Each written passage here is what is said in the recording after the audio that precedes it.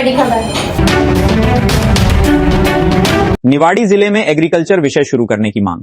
निवाड़ी जिला में सरकारी स्कूलों में एग्रीकल्चर विषय शुरू किए जाने की मांग उठाई गई है। ओबीसी महासभा के जिला अध्यक्ष दीनदयाल कुशवाहा ने इस मुद्दे को लेकर आवाज उठाई। दीनदयाल कुशवाहा का कहना है कि जिले के किसी भी सरकारी स्कूल में एग्रीकल्चर विषय नहीं पढ़ाया जाता। उनके अनुसार प्राइवेट संस्थानों में यह विषय उपलब्ध है, लेकिन वहां भारी फीस ली जाती है, जिसके कारण गरीब किसानों के बच्चे इस विषय की पढ़ाई नहीं कर पाते। उन्होंने मांग की है कि आगामी शैक्षणिक सत्र से सरकारी स्कूलों में एग्रीकल्चर विषय शुरू किया जाए और इसके लिए योग्य शिक्षकों की नियुक्ति भी की जाए। उनका कहना है कि यदि यह विषय स्कूलों में उपलब्ध होगा तो किसान परिवारों के बच्चे नई कृषि तकनीकों को सीख सकेंगे और उन पर आर्थिक बोझ भी नहीं पड़ेगा। कुशवाहा ने कहा कि जो विद्यार्थी इस विषय में रुचि रखते हैं उन्हें अपने ही जिले में आसानी से एग्रीकल्चर की पढ़ाई करने का अवसर मिलना चाहिए। एक्सप्रेस जनसेवा न्यूज एवं राघव दर्पण समाचार पत्र निवाड़ी से ममता तिवारी की रिपोर्ट, एडिटिंग कुमकुम रावत। आपकी समस्या क्या है?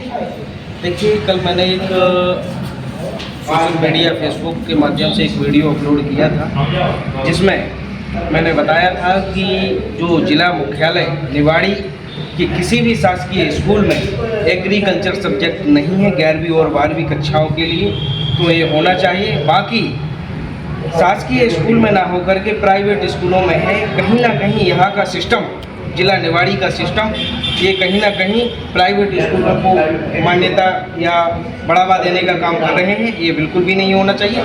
सरकार हमेशा सब पढ़े सब बढ़े का नारा देती है और न जाने कितनी अनगिनत अभियान चलाती है शिक्षा का स्तर बढ़ाने के लिए।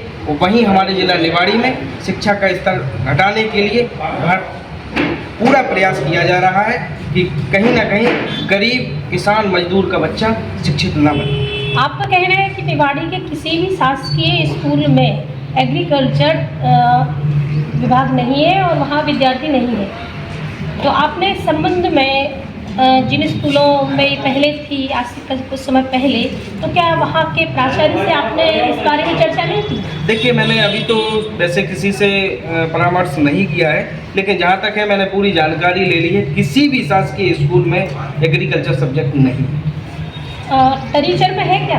जी, तरीचर में है, लेकिन जब निवाड़ी लोकल का बच्चा तरीचर में जाएगा, पहली चीज़ तो वो गरीब कम तबके का बच्चा है, गरीब किसान मजदूर का बच्चा है, वो तरीचर तक जाता है और जाने आने में 100-200 रुपये उसके खर्च हो जाते हैं। ये कहीं ना कहीं वो इसलिए शिक्षा से दूर हो जाता है, क्योंकि उसके पास वास्तव में पैसा ही नहीं है। अगर पैसा होता तो वो प्राइवेट स्कूलों में भी अपनी एडमिशन करा लेता है। तो आपका कहना है कि तरीचर में है और यहाँ निवाड़ी में किसी भी शासकीय स्कूल में कृषि विभाग के विद्यार्थी नहीं है और ये डिपार्टमेंट ही नहीं है एक तरीक़ा से, ना वहाँ शिक्षक है।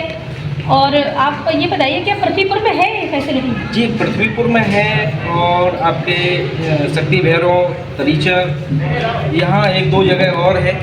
बाकी जिला मुख्यालय में तो ये सुविधाएँ होनी चाहिए। जब यहाँ का बच्चा तरीचर जाता है तो वहाँ के जो प्राचार्य और प्रिंसिपल और यहाँ तक कि जो एडमिशन करता है उनके द्वारा ये कह दिया जाता है कि जब तक हमारे क्षेत्र के बच्चों का एडमिशन नहीं हो जाता, उनकी सीटें अगर पर्याप्त अगर खाली रहीं तो हम आपको एडमिशन देंगे, अन्यथा नहीं देंगे। तो कहीं ना कहीं लोकल के बच्चों को, जो निवाड़ी मुख्यालय के लोकल के बच्चे हैं, कहीं ना कहीं उनको शिक्षा से दूर करने का काम किया जाता है। कृषि विभाग जो है एक अच्छा विभाग है और किसानों की आय बढ़ती है, इससे किसानों की जो पैदावार होती है उससे संबंधित भी नई नई तकनीकें बच्चे सीखते हैं और ये ज़रूरी भी है, क्योंकि एक नवीनतम विषय भी है और प्राचीन विषय भी है और सरकार भी इस पर बहुत अधिक काम करती है।